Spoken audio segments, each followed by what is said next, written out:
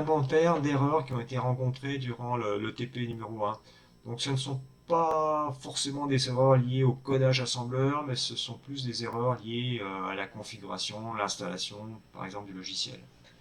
Donc la première erreur qui a pu être rencontrée, c'est que euh, vous avez assemblé votre programme démo TP-SM1V2, donc l'assemblage ne relève pas d'erreur, la simulation a priori elle est OK.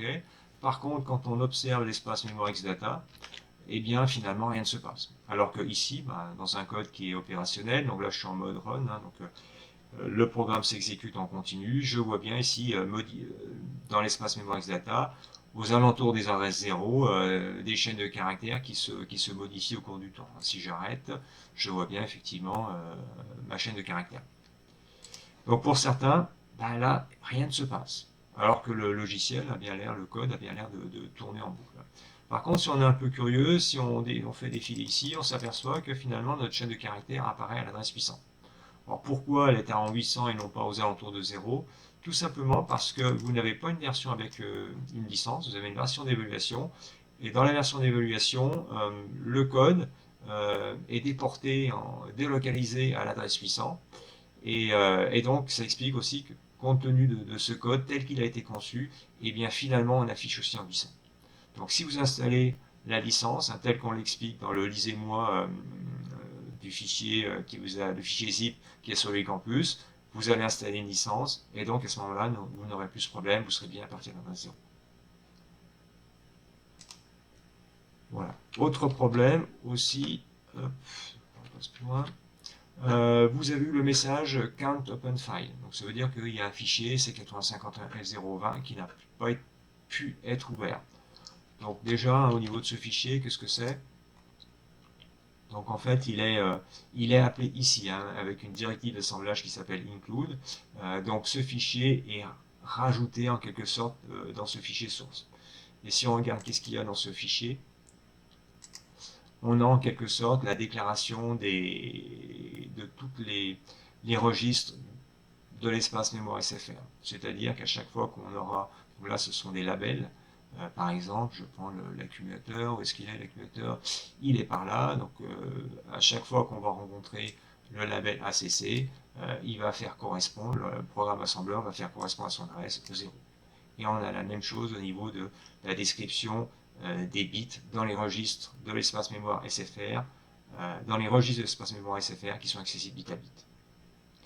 Donc typiquement, quand vous aurez ce message can't open, voilà, can't open file, ça veut dire que vous avez oublié de mettre dans le dossier ce fichier. Donc ce fichier, il est transmis dans le fichier zip qu'on vous a laissé sur les campus. Il faut aussi le mettre dans le dossier, le même dossier qui contient les fichiers assembleurs. Tout simplement. Autre problème, certains ont rencontré le message Code Space Memory Overlap. Donc ce message, il survient non pas au moment de l'assemblage, mais il survient au moment de linking, de l'édition de liens. Et en fait, pourquoi? C'est parce que vous avez deux fichiers assembleurs qui vont se gêner l'un l'autre en quelque sorte. Donc si on regarde un petit peu dans... Voilà. Donc je vais essayer de... Je vais reproduire l'erreur. Donc je vais déjà arrêter l'exécution de mon code. Et je vais aller aussi rajouter ce fichier-là dans le projet. Donc désormais, on a deux fichiers dans le projet. Celui-ci, il apparaît ici, on peut l'éditer, mais il n'est pas inclus dans le projet. Il y a le petit panneau qui est ici. Donc, je provoque l'assemblage, et vous voyez qu'on a notre message Code Space Memory Overlap. Et on vous dit que c'est entre les adresses 00 et 002. Et si on regarde un peu plus précisément dans les fichiers, donc on verra un peu plus tard la signification plus précisément de ces directives d'assemblage, on vous dit qu'à l'adresse 0, on veut mettre ce code, long jump code test. Et dans ce fichier-là, on se retrouve aussi à cse égale 0, donc à l'adresse 0, on veut mettre un code, cette fois-ci c'est long jump code démo. Donc vous voyez bien qu'à l'adresse 0, on veut mettre deux choses différentes, donc plus ça lui pose problème. A noter toutefois que c'est signalé comme un warning. Donc attention, hein, c'est pas parce que c'est un warning, que c'est pas une erreur, que finalement on peut s'en passer. Il faut vraiment corriger ce problème-là, sinon bah là il va exécuter un des deux codes, mais a priori on ne sait pas, il y a de grandes chances que ce soit celui-ci qui sera prioritaire, comme il est le premier dans la liste projet, c'est ce code-là qui va être exécuté. Donc pareil, hein, faites attention à ça. Donc la solution, hein, c'est bien sûr, là on a deux fichiers en projet, vous voulez travailler sur celui-ci, celui-ci, il faut l'enlever. L'enlever, ça ne veut pas nécessairement dire, bon, par exemple, vous voyez, là je fais un clic bouton droit, je pourrais l'enlever complètement, mais si je veux pouvoir continuer à l'éditer, je fais clic bouton droit, option, et je le sors du projet. Voilà. Et à ce moment-là, quand je réassemble, tout va bien. Voilà. Autre problème, undefined symbol. Donc, vous voyez là, donc c'est au moment de l'assemblage, j'obtiens ce message et on vous dit que c'est à la ligne 62. À la ligne 62, vous avez ça. Et là, hein, vous avez oublié un point, je dirais, qui est un peu un détail, mais si on l'oublie, ça marche jamais.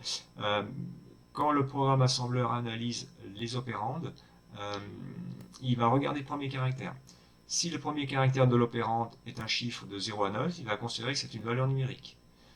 Si ce n'est pas le cas, il va considérer que c'est un symbole. Donc là, il analyse le premier caractère. Il n'est pas entre 0 et 9, donc il considère que c'est un symbole. C'est pour cette raison qu'il vous dit « je ne connais pas ce symbole ». Alors que là, on voulait simplement mettre la valeur FF dans R0. Donc la solution, c'est de rajouter un chiffre devant, donc on va rajouter 0. On continue dans les messages, voilà, message value has been truncated. Donc effectivement là, on veut mettre une valeur 16 bits dans un registre qui n'en fait que 8. Donc ça ne va pas rentrer. C'est comme si vous avez un seau d'eau, vous voulez le verser dans un verre d'eau. Ça ne va pas tenir. Donc là, ça veut dire que il y a un problème sans doute de raisonnement à revoir, parce que il va falloir mettre une valeur beaucoup plus petite dans l'accumulateur. Donc sans doute un problème de compréhension au niveau du code. Voilà, et la dernière erreur, c'est la target failed. Donc je veux produire l'erreur, je vais vous la montrer. Donc je vais vous montrer comment est-ce qu'on produit cette erreur. Donc en fait, c'est un problème de configuration au niveau du projet, et c'est dans la configuration du debug. C'est que si par exemple je coche cette case-là, ça veut dire que je voudrais travailler en mode exécution sur une carte d'évaluation, et là j'aurai exactement ce message d'erreur. Donc là je réassemble quand même, et quand je lance le simulateur, ça prend quelques secondes, on va voir apparaître notre message. Voilà, target fail. Quand vous avez ce message-là, ça veut dire que quelque part au niveau de la configuration, il y a eu un petit souci, il faut bien revenir en mode simulation. Donc je vais revenir en mode simulation. J'ai encore ce message. Voilà. Je clique bouton droit, option, debug, et bien cocher cette case. Voilà. Et je relance mon debugger. Et là, je passe bien en mode simulation, sans problème.